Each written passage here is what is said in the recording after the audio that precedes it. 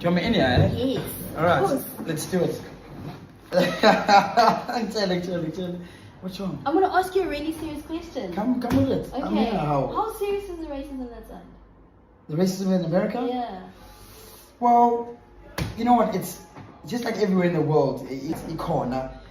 Some places may be subtle, but they're there, and some places it's like blunt. We're born to go to when I won't phone go bumbala.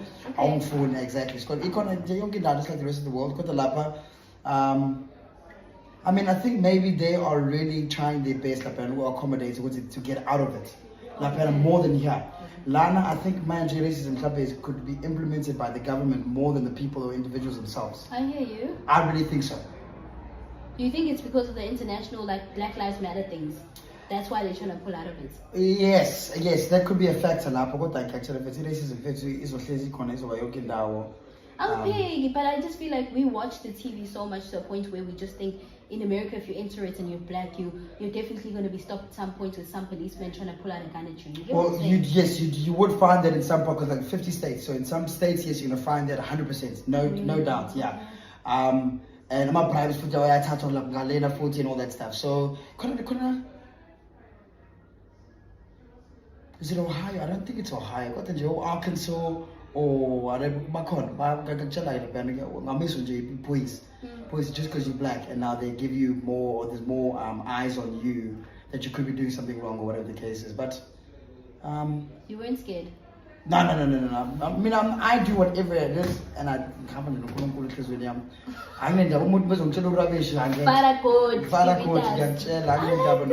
allowed, I'm not allowed. I do it until I get told maybe don't do that again. And when you guys traveled to Uncle Paul and Auntie Lauren? They were in the South Coast. We were coming from Long Island. Okay. Long Island, outside New York. We're driving to Pennsylvania, South Carolina. Oh my word. It's beautiful. Auntie Lauren and Uncle Paul's house. No, it's actually ridiculous. I've got pictures. It's actually ridiculous. 3-story house. You got an elevator in the house as well. You got more rooms than anything else. And you got rooms are divided into. There's a room that's got South Africa. Not South Africa, but the theme is Africa. So your big fives. You got New York. You've got rooms that have just got like their own themes and. Okay, now be honest with us. What do they really do that side? Well, they are rich, but they used to. Uncle Paul used. Well, he is a firefighter now. He's volunteering though. But back in the day, he used to work in New York as a business analyst. For 25 years in New York. So business analyst in New York, you're charging your own rates now for 25 years. Yeah. So imagine all of that money that you just put away, whatever the case is. And they live on a farm that's quite sized. From here probably to Moses Mabhida. They said the other families daughter and their whatever, because they've just moved to America. Donnie and them's grand. Michelle, no. They looked after their lot when they were gone, and they mentioned something along the lines of, they're looking after the place and they went across, but they were describing almost the size of like a game reserve, and I was like, it's super big. It's super big. Oh my! Because it used to be I don't want to say paper, but it's a tree farm. Basically, it's a tree farm. Back in the day when they used to make paper and experiment with trees or whatever the case is, that's where they used to get trees to make paper and wood and. Yeah. There's still lots of trees there, whatever the case is. But they sold that property, that farm, to the church. And the church, I don't know whether it was ran by Uncle Paul and Auntie Lauren, but they are very big in their church and they have huge influence. Okay. Uncle Paul and Auntie Lauren. And if you need in investing or funding or whatever, focus on the family, Colorado Springs. Uncle Paul and Lauren are the people that they go to find people to fund. So, and well, when I was staying with them for like 3-4 days. Humble people now that you think about it. No, they've always actually been. They've never even shown a side of, we've got this or whatever. They've really always just been the aunt and uncle we had. We didn't even know what they did, well, for years, because we were kids. Yeah, we see them as godparents. They are like our godparents. They really are. Yeah. And they've always known us like that. That's crazy. Yeah, they're awesome. They really are awesome. How are the what do they call the Gulf states that you worked on? Gulf states, oh my word. I can't remember really, but all in total probably went to 17 states or 20 states. you know, or Washington, or ban. But also it's connecting. So while you're traveling from Lana to Lana, so like moving from Long Island to Florida, that drive is 18 hours or stupid hours or whatever the case is. But now you're on the road, so now you're staying in Pennsylvania, you're staying in DC, you're staying there, Kentucky, going to Nashville, Tennessee, going to Concords. Promise you, it's literally just like the movies. It's jarring.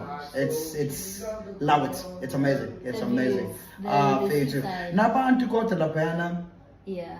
As much as they are naive, America or whatever the case is, they are genuine people. They are genuine. They are nice people or whatever the case is. Yeah. Okay, so you actually stayed in most states. I stayed in most states. It was like a 1 night, 2 nights, especially somewhere like Kentucky or Nashville. You want to be there for a while. You don't want to just like in passing or whatever. So you want to spend 2 days there. You want to spend 3 days there. Wait, when you went there, it was during holidays or weekends or something like that? You didn't go during the time you were working? No. So, Angit Musemens in America, it's a case of 7 months in Florida, 5 months up north, or up northy. It's north of, like we equate or whatever the case is. So, like literally all the north, Wyoming, New York, Ohio, South Carolina, North Carolina, things like that, or up north, Florida, Florida, no, obviously that's like way down, or Peru, and Ban. Florida, you're there for 7 months, so literally from October to May, you say Florida. La Payana, it never, ever, the sun will always come out. It's never cold, it's never, the sun is always out. I call winter, I call it's always sunny, Maybe then in the winter season or period, maybe for 2-3 days, but it's longer. That's why you get people there with really that olive skin. Yes. It's always hot in Florida. And how's it dealing with the 1% that's like the 1% who are the 1%? The 1% who are the 1% being to afford Gulf states, you've got to be 1% of America. True, no, the money there is serious. So La Payana Fetu, so 7 months in Florida, and when you work in Florida, you work at a country club. The country club's got a membership of like 1,200 or 1,500 people, but then you have to like almost double that because it's spouses and kids as well. So let's say at the country club, I buy a house or whatever the case is, how it works. I pay my member fee. Now I can have kids and relatives come and stay at that house, go to the country club and use and eat on my account. It's a Gulf estate, so they do have money and all that stuff. And the place it's a members association, so members actually own the club. If the members choose to fire you, you're getting fired. If the members want you to stay, you're getting stayed. The members go and complain to the GM, my assistant GM, complainer. It's a members club. It's a members association. So how much my members? I like that. Tell me something. Yes. Tell me something. Is the 1% in America in any way swayed to one race? Or any sway to more black, more Caucasian to white? I would happily say yes, maybe something more pushing back in the day, yes. Manje, not anymore. Oh my word, guys, I think you actually, if you collectively put us together, all of us, I think we black people might be richer. Yeah, because I think population wise, there is no other race that's more than black people. So now if you do think that population wise there's more blacks than white, than Indians, than whatever, obviously if you put them more together, even though they don't have much money, but the more will always ban because the richest guy here, guys, is black. The richest guy in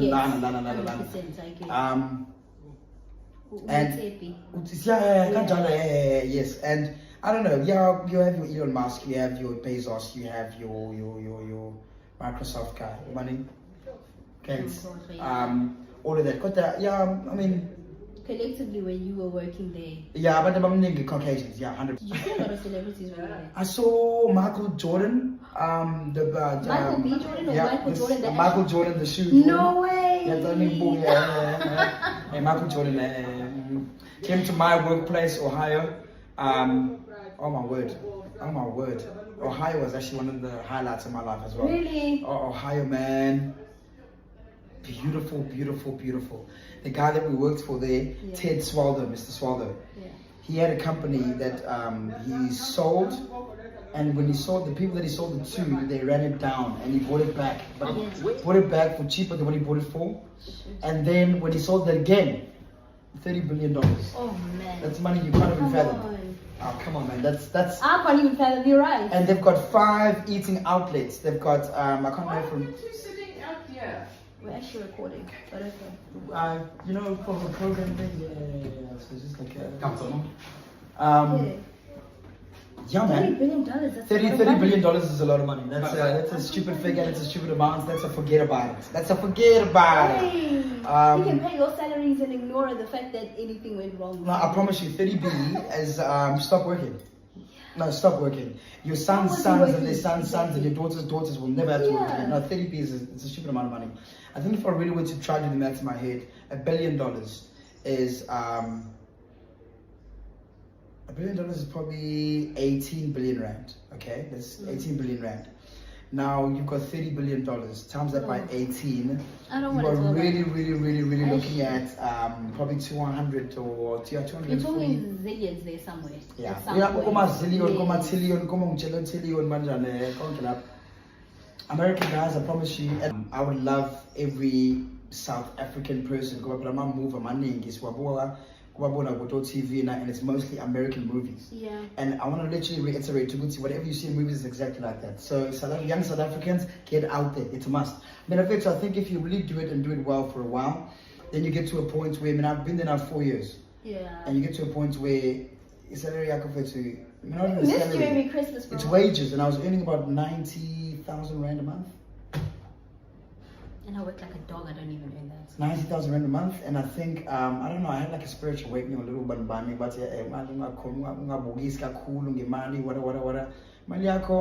can make $1 million a year. And I was there for 4 years, and I made 2.5. But you're keen to go back, that's what you're saying. You're saying it's worth the renewal of the contract. It's worth renewing the contract, visa, it's worth getting out there. To get there in the first it cost me what? Probably, if honestly, 400 rand to get there. When you go to America, it's not so much the racism, it's the culturalism that when you're an African, you've got to hang out with other Africans, so to say, because at some point it gets very tedious with the other nations that you guys have. They are very open-armed in terms of welcoming foreigners. Yeah. Abantu bangabathandi abantu abangena illegally. You will get asked that a lot. Did you do it the right way? Did you get the papers? You didn't just walk around the border like the no, I did it right. I did it well. Did it properly. Yeah, man. But Americans do protect this non-existing culture that they think or they have. America's got no culture. America has got lots of South Africans, lots of Chinese, lots of people from outside the States coming in there to make America what it is today. Because it's a land of opportunity. So if you go there, most people are actually Jamaican. Most people are South African. They've lived there for years. Most people are Spanish, Mexican, or whatever the case is. Well, that's America as well. French, but yeah, bonke baphuma outside bangena phakathi and babe neingane khona lapha ke, and oh my word, dude, the most beautiful race I've seen is African, what, Japanese African or Chinese African or whatever. Domnyama ne China guys, ingane zalapha yana. Lina Kobayashi, cheapers. my friend from high school. She was half Japanese, half Black American. Her dad is Black American, but her mom's Japanese. For real, Lina was my friend for years. She's still my friend. She's in Cape Town now. But she's half Japanese, half Bashley, but also if you mix yourself. It's that Barbados head that comes out of Barbados head, that's it. And the hazel eyes that come, oh guys, come on, man. Yeah. This is why I got to marry doing this thing. I'm kidding. Doing like my black brother. Guys, that hazel eye would get out of a nice American white man. Thank you. If you go to America, you really need to humble yourself in a different sense. Because we do get, a lot of South African girls go there and then they start saying, I don't want any South African man. Saying what? I've had enough of South African, so now go Jamaican guys. And they gravitate towards Jamaican guys and all that stuff. And it happens a lot, I promise you. Guys are guys. South African girls, they literally say that they're sick and tired of South African guys, then they gravitate to I feel Jamaican. Like in South Africa, and they go for Jamaican, but Jamaican, they're not Bahlukile. Yeah, I mean, grasping aspect of it, like your English and like. It's different. I mean, that's different even from a friend of mine who's from Africa, but she's not from South Africa. You know what I'm saying? Yeah, from what? North Africa, East Africa. You can't, it's not the same. Somalia and all that. Yeah, that's Africa as well, but it's not South Africa. And some of them are actually, they speak more French than... Yeah, but no, that's all North Africa, or Congo, or Cameroon, or Banban, exactly. Yeah. But guys, I'm telling you right now, out of humility, heart, wearing our hearts on our sleeves and all that stuff, we are the best country ever. You know that we don't have a lot, but our humility in this country. Are you kidding me? Yeah, but now you got our minerals or whatever the resources that we have. But just in general, we don't have much. But in terms of what we have to offer as an individual, as a human, the girls there, you know, obviously being South African and all that stuff, like, oh my word, your accent, please don't stop talking. I'll pay you just to stand here and just talk all day.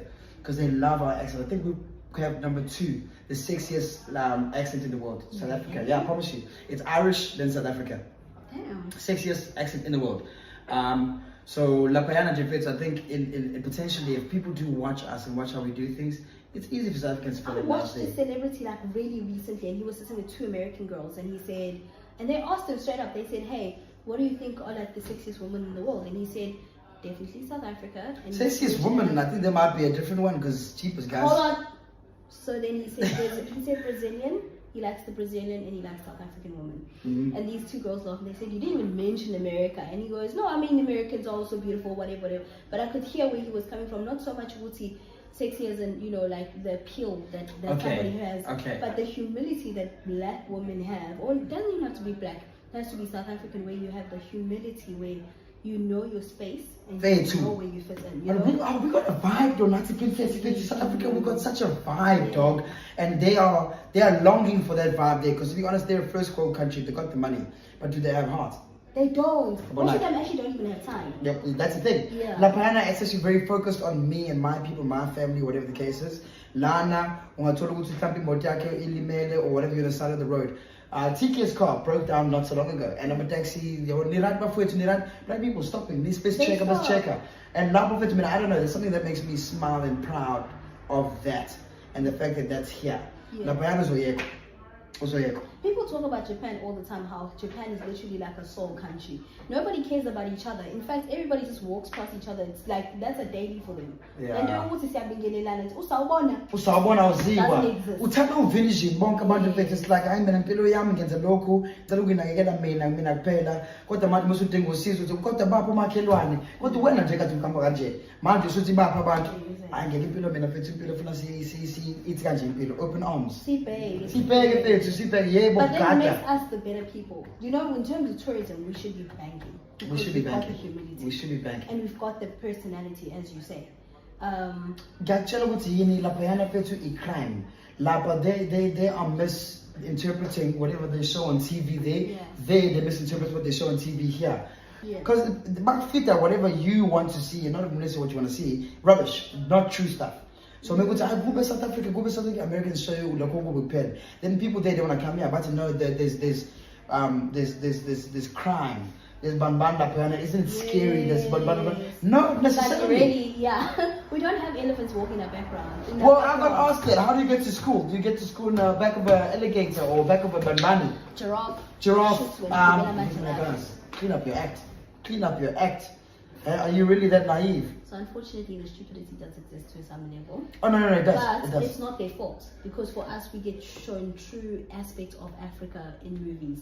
Then it's our fault as entertainment industry in South Africa to not actually inform them, I think. The faults, when it comes to faults, it's a very touchy subject. Many faults, I give blame on the individual. Because although you don't know, hunger to know more and know better, surely. Yeah, surely. Like, okay, your research, your in-depth research,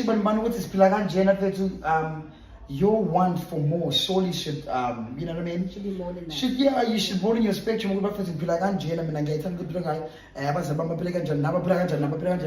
I like it though? Your hunger should maybe blame.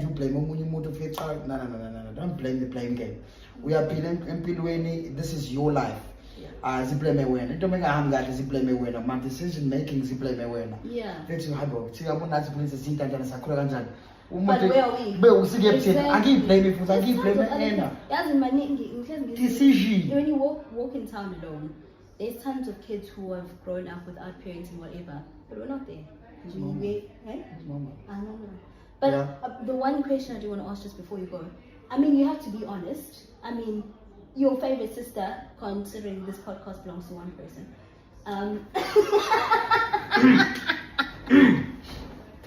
Nothing serious. How? Yo. No. You know what? And if he says he loves us all the same, this episode is not airing. Listen. I do love them all the same, but they all have their one bunny quirks.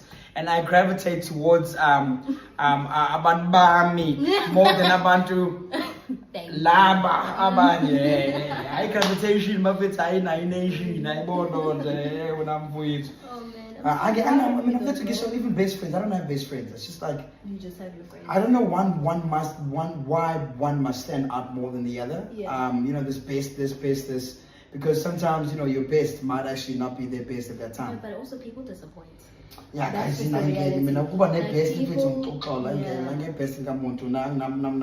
friend. It's really people disappoint because you put them on the pedestal and then you expect them to reach that pedestal. It's your fault. Why did you do that in the first place? Just expect what you get and get what you get because it is the reality. And also we change. Like such as life. People who I've been with in high school are definitely not my friends today. Necessarily.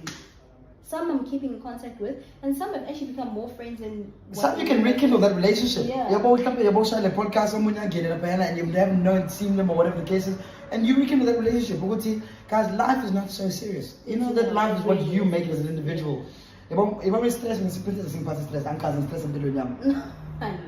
I don't stress. You stress me because you don't stress. I don't stress. I don't worry because all of it's in due time. Yeah.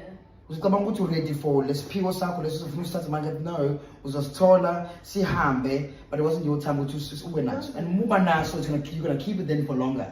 Impilo mfethu I think don't even take my picture so iba serious ikhala mukhala hleka muhleka don't be serious ayifuna ngibe kanje hayi mina na 30 ufuna ngibe nginalokho don't worry ngoba u30 mhlawumbe ngizokufike kunakona no looking at that kodwa yabo bathi man plans God laughs. I and what he does. Ask me 8 months ago if this whole thing would have existed. I would have told you straight up no. What is that? What is the point? 8 months later. And that's when God loves. He's like, yeah. Planan, Benanje. Thank you. But I'm proud of you. Yeah, no, I'm proud of me. I'm proud of you, dog. And because oh, by the way, this is a director of couch surfing. Just so you guys know. Bye.